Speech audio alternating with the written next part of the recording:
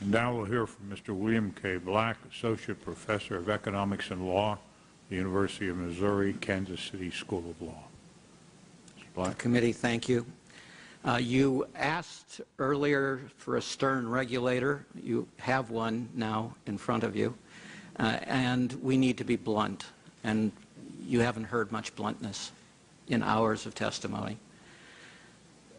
We stopped a non-prime crisis before it became a crisis in 1991 by supervisory actions. We did it so effectively that people have forgotten it even existed, even though it caused several $100 million in losses, but none to the taxpayers. We did it by preemptive litigation and by supervision. We broke a raging epidemic of accounting control fraud without new legislation in the period 1984 through 1986. Legislation would have been helpful. We sought legislation, but we didn't get it. And we were able to stop that because we didn't simply continue business as usual. Lehman's failure is a story in large part of fraud. And it is fraud that begins at the absolute latest in 2001.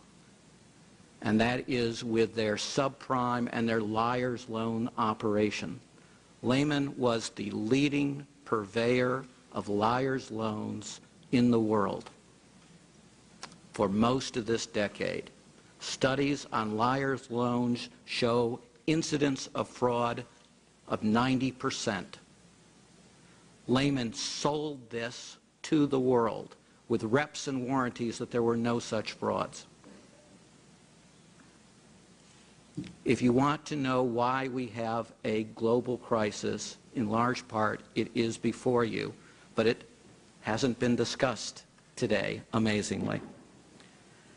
Financial institution leaders are not engaged in risk when they engage in liar's loans.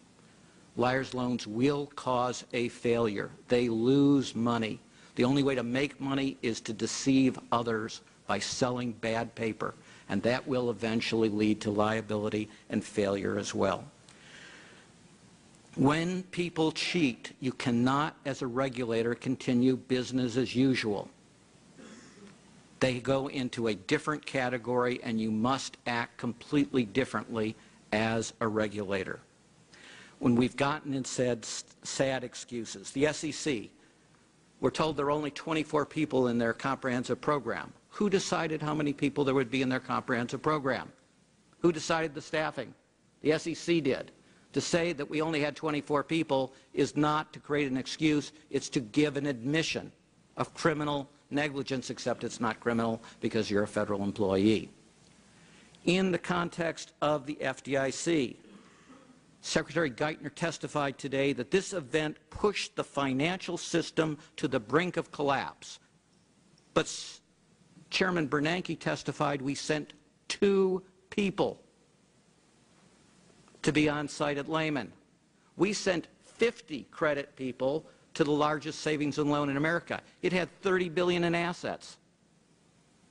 We had a whole lot less staff than the Fed does. We forced out the CEO. We replaced the CEO, and we did that not through regulation, but because of our leverage as creditors. Now, I ask you, who had more leverage as creditors in 2008? The Fed compared to the Federal Home Loan Bank of San Francisco 19 years earlier? Incomprehensible greater leverage in the Fed, and it simply was not used. And we've heard it. So let's start with the repos. We have known since Enron in 2001 that this is a common scam in which every major bank that was approached by Enron agreed to help them deceive creditors and investors by doing these kind of transactions. And so what happened? There was a proposal in 2004 to stop it. And the regulatory heads, it was an interagency effort, killed it. They came out with something pathetic in 2006 and stalled its implementation to 2007, but it's meaningless. We have known for a decade that these are frauds, we have known for a decade how to stop them. All of the major regulatory agencies were complicit in that statement in destroying it. We have a self-fulfilling policy of regulatory failure because of the leadership in this era. We have the Fed, the Federal Reserve Bank of New York, finding that this is three-card Monte. Well, what would you do as a regulator if you knew that one of the largest enterprises in the world, when the nation is on the brink of collapse, economic collapse, is engaged in fraud, three-card Monte? Would you continue business as usual? That's what was done. Oh, they met a lot. They say that we only had a nuclear stick. Sounds pretty good stick to use if you're on the brink of collapse of the system. But that's not what the Fed has to do. The Fed is a central bank. Central banks for centuries have gotten rid of the heads of financial institutions. The Bank of England does it with a luncheon. The board of directors are invited. They don't say no. They are sat down.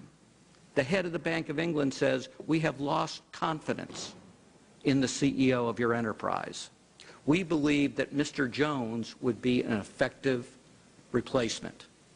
And by 4 o'clock that day, Mr. Jones is running the place. And he has a mandate to clean up all the problems.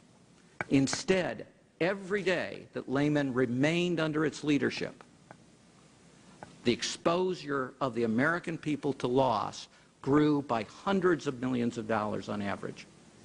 Aurora was pumping out up to $3 billion a month in liar's loans.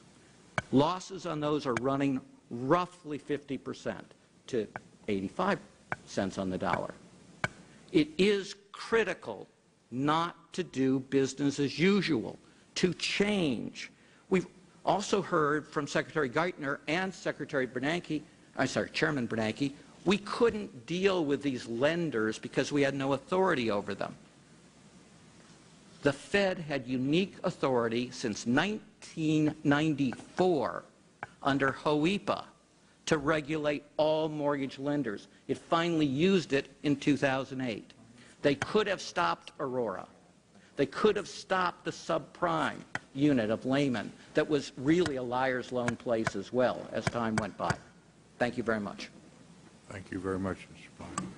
And now our last witness. I probably should reiterate that we ask our witnesses to confine themselves to 5 minutes. Summarize your testimony.